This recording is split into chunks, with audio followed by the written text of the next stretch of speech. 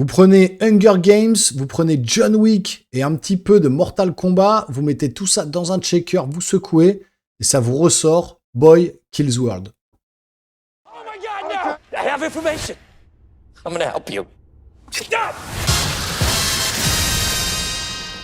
Bonjour les amis, bienvenue sur la chaîne. Aujourd'hui, on va parler du film Boy Kills World. Et franchement, je l'ai pas vu venir, je m'attendais pas à autant de violence, un déchaînement de meurtres, de tueries en tout genre à l'écran.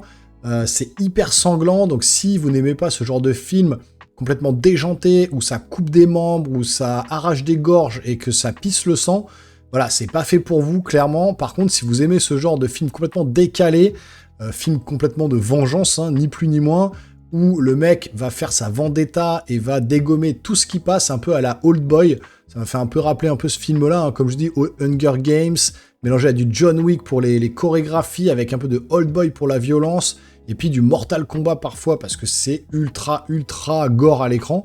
Donc, ça m'a fait penser un peu à tous ces films.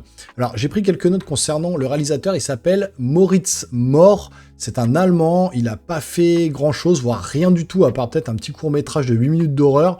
Mais là, c'est son vrai premier film, en fait, avec dans le rôle principal Bill Skarsgård, hein, qu'on a vu notamment dans les films Ça, où il joue le rôle du clown tueur, et puis dernièrement le baron, plutôt Marquis, pardon, dans John Wick chapitre 4.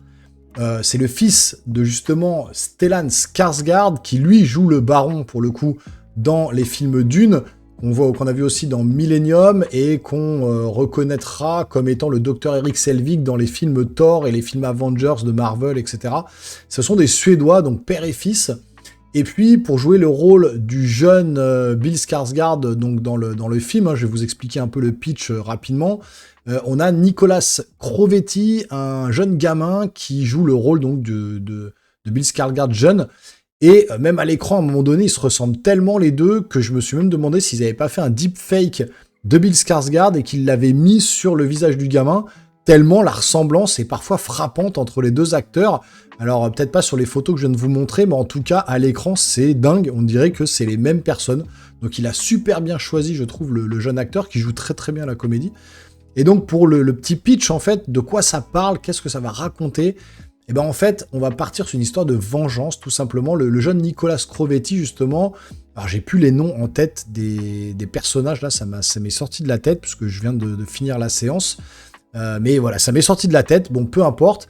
Ce personnage-là va se faire élever par un espèce de chaman un peu, voilà, qui vit dans la forêt, qui connaît beaucoup d'arts martiaux, de combats, etc.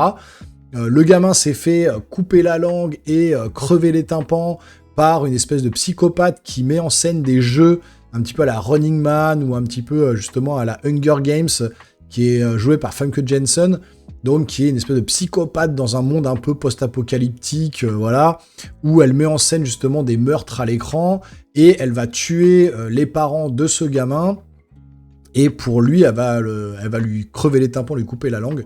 Donc le gamin va être sourd et muet, donc il va lire sur les lèvres, il va rien entendre, il va s'inventer une voix en fait dans sa tête, une voix de jeu vidéo. D'ailleurs le film est construit un peu comme un jeu vidéo, donc on va entendre tout au long du film cette voix intérieure qui s'est créée lui-même avec une voix un peu grave comme ça de jeu vidéo, de jeu de combat justement, parce qu'il adore Mortal Kombat, Street of Rage, on est un peu dans ce style-là d'inspiration de jeu vidéo en tout cas.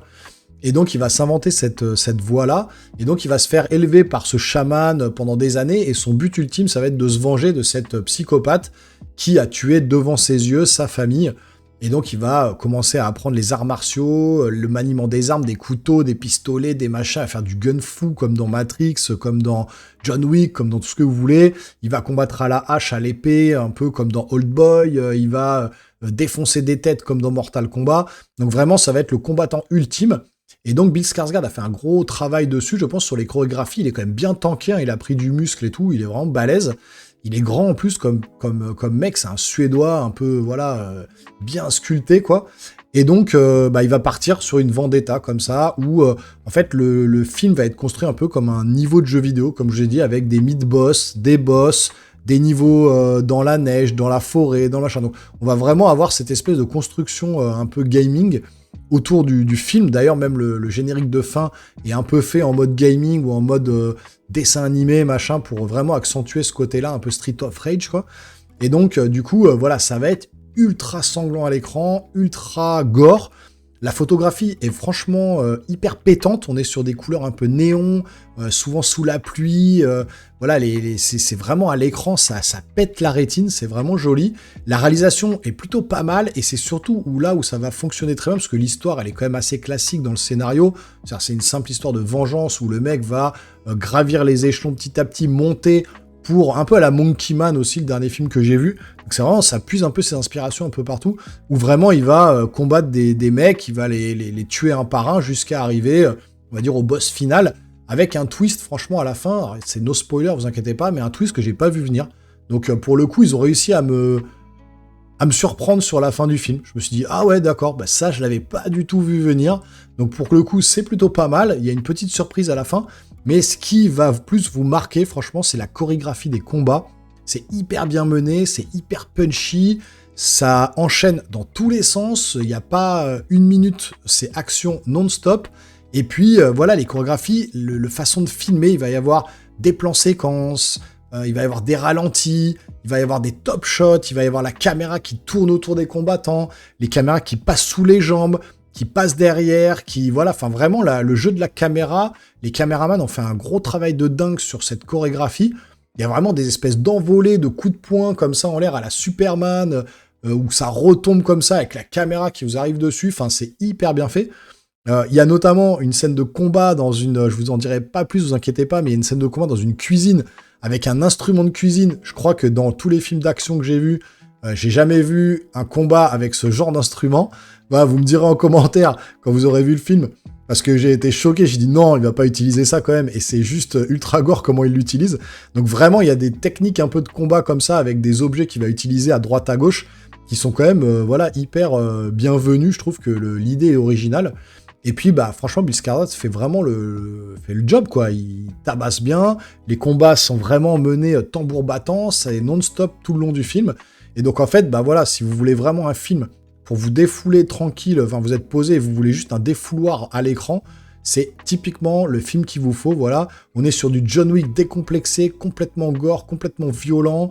Voilà, là, on est vraiment dans la violence gratuite, plus, avec du sang partout. Donc, vraiment, je vous le dis, si vous aimez pas ce genre de vision à l'écran ensanglantée dans tous les sens, passez votre chemin. Par contre, si vous aimez les films un peu décalés comme ça, très colorés, avec une histoire un petit peu simple de vengeance, où le seul but ultime du film, c'est de voir ces scènes d'action à l'écran très violentes, vous marquez la rétine, c'est fait pour vous. C'est matiné un petit peu aussi de comique. Franchement, il y a des petites scènes qui m'ont fait sourire, parce qu'il lit sur les lèvres. Et puis à un moment donné, il y a un mec qui parle, il dit n'importe quoi, il dit je comprends pas ce qu'il dit, est-ce qu'il dit vraiment ça? On l'entend dans sa tête, et donc ça fait, justement, ça amène des petites parts un petit peu humoristiques tout au long du film, qui sont pas lourdes en fait, c'est vraiment de l'humour par petites pointes comme ça, et c'est plutôt bien amené. Et donc voilà, la musique est pas en reste non plus, il y a une bonne BO dans le film. Donc voilà, c'est pas le film de l'année, c'est pas le film qui va révolutionner le genre, mais on est vraiment sur un truc décalé, violent, voilà, un déchaînement de violence, hein, comme je vous dis. Et bah, si vous aimez ce style-là, ça va vous plaire. Donc n'hésitez pas à aller vous faire votre propre avis. Ensuite, revenez dans les commentaires me dire ce que vous en avez pensé. Hein, pour la machine YouTube et le référencement de la vidéo, c'est important. Donc bombardez de commentaires. En plus, j'adore vous lire. Je réponds à tout le monde. J'aime bien justement débattre et pouvoir partager avec vous cette passion du cinéma. Donc n'hésitez pas dans les commentaires, ça vous prend 2 minutes, et puis au moins on en discute tous ensemble. Si vous aimez la chaîne, bah, n'hésitez pas également à vous abonner, à activer la petite cloche et lâcher le gros pouce en l'air pour me soutenir. Il y a plein de vidéos qui sont dans le catalogue. Il y a la dernière bande-annonce de Alien Romulus qui est sortie. Foncez voir cette bande-annonce, j'ai fait la réaction au trailer, ou foncez voir ma vidéo, parce que ça a l'air d'être juste une dinguerie.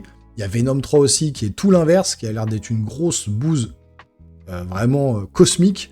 Donc, il y a plein de vidéos dans le catalogue. N'hésitez pas à aller checker un peu tout ça. Et nous les geeks, on se revoit très rapidement sur une prochaine vidéo. Portez-vous bien surtout. Ciao, ciao.